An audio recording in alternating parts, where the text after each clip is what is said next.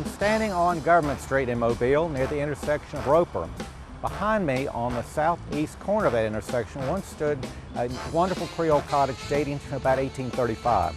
In appearance, it looks very similar to the Bishop Portier house, which is still standing on Cathedral Square near the cathedral. The house was built by a cotton factor or cotton broker, and it would stay in that family for nearly 100 years until 1926, when the next door neighbor bought it. That was J. Howard Wilson, a very wealthy real estate developer who owned the streetcar line. He didn't want the house to be there. He wanted a larger garden to complement his recently enlarged mansion that looked like Mount Vernon. So the house was torn down by 1927. The lot was raised and turned into an elaborate set of gardens designed by no other than George B. Rogers, who at the time was also designing Bellingrath Gardens. That property was purchased after Mr.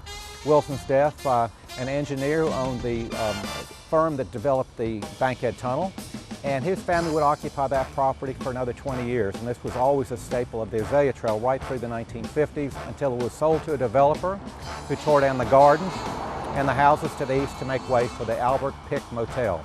The Albert Pick was a chain motel, and it didn't last long. After it went out of business, it sat there vacant for years until finally a group of attorneys bought it, reconditioned it, and turned it into office space for their firm. And that's how it's used today.